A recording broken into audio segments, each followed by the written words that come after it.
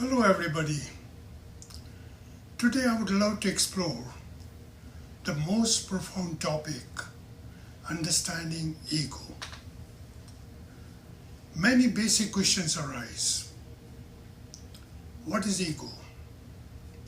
Is ego good or bad? What is good ego? What is bad ego? How to recognize ego? What are the most common traps of ego? Can we live without ego? Let us answer these questions. Maybe the first question first. What is ego? The term ego has several definitions and interpretations depending on the context. Number one, general definition. Ego refers to a person's sense of self-esteem or self-importance. Number two, philosophical definition. The ego can also be seen as the normal conscious thinking, essentially the I of any person. Like I'm reading, I'm watching TV, I'm recording, and so on. Three, spiritual definition. Ego is our identification with our body, mind and intellect, and all our possessions and attributes such as our house, our relationships, and our belief system. These elements are not true self. None of them are permanent. In short, ego is our identification with non-self. Number four, everyday usage. In everyday language, we often use ego to describe someone who is self-centered or egoistical. These definitions highlight the complex nature of the concept of ego. Our second question, is ego bad or good? Answer can be either. The concept of ego can be positive and negative, depending on how it manifests and is managed. In essence, ego is a double-edged sword. When balanced, it can be a powerful tool for personal development. However, if left unchecked, it can lead to negative tendencies and behaviors. Number three, question is, what is good ego? Let us see three common positive aspects of good ego. Number one, self-identity. Ego helps in forming a sense of self and personal identity, which is crucial for self-awareness and personal growth. Number two, motivation. A healthy ego can drive ambition and motivate individuals to achieve their goals. Number three, self-justification. It enables self-reflective awareness and the capacity to justify one's actions, which can be essential for personal accountability. Our question four, what is bad ego? Let us see three common negative aspects of ego. Number one, arrogance and inflated ego can lead to arrogance and inability to connect with others on a deeper level. Two, conflict. It can cause conflicts and misunderstandings, especially when it leads to self-justification at the expense of others.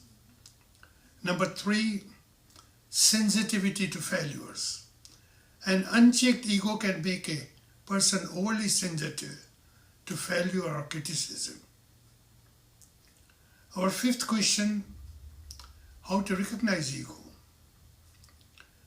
Imagine your ego as a cautious, over-watchful dad who never stops giving advice.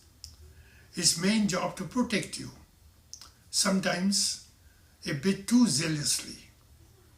Think of it as a well-meaning but overbearing bodyguard. It thrives on past experiences, fears, and hurts, always prioritizing your safety. But here's the catch.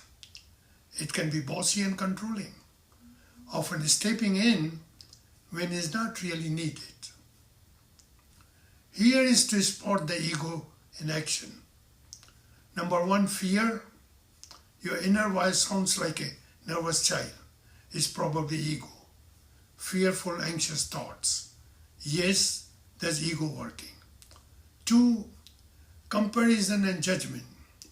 Ego loves to compare, judge, complain, condemn, and criticize. Number three, overthinking. Ego thrives on overanalysis. It insists on dissecting every decision. Number four, defensiveness. Feeling very defensive is like a guard dog barking at perceived threats. Number five, separation.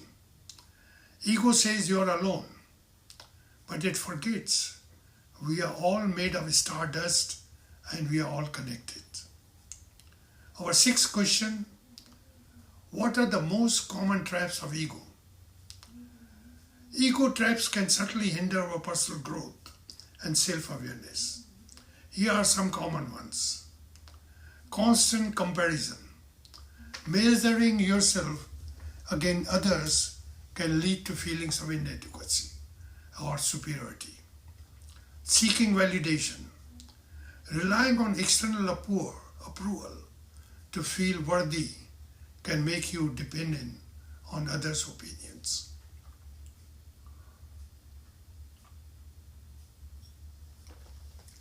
Need to be right.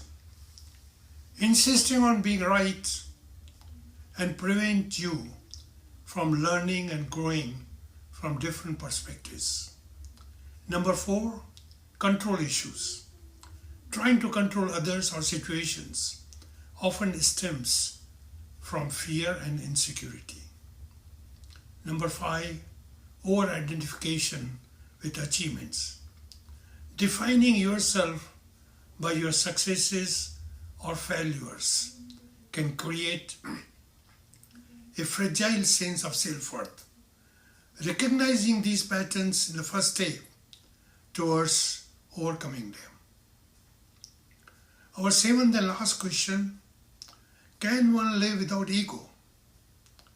The concept of living without ego is a fascinating and complex topic. Here are a few perspectives. One, spiritual perspective. Many spiritual traditions like Hinduism and Buddhism suggest that transcending the ego can lead to enlightenment. This doesn't mean the ego disappears entirely, but rather that one no longer identifies solely with it.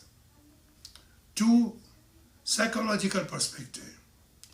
Psychologically, the ego is seen as a necessary part of our mental structure, helping us navigate reality and maintain a sense of self-worth.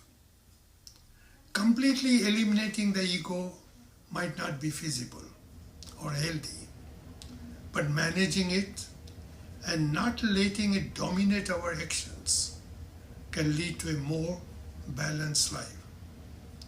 Number three, practical perspective. In everyday life, reducing the influence of the ego can help us become more empathetic, compassionate, and selfless. This can improve our relationships and overall well-being. Ultimately, while living entirely without an ego might not be possible, striving to understand and manage can lead to personal growth and a more fulfilling life. In my next video, I will talk about 30 ego defense mechanisms we consciously or unconsciously use often. Please send your questions in the comment box.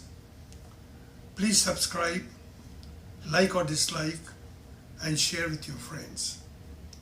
I thank you very much for watching. As always, I wish you an excellent week ahead. Namaste.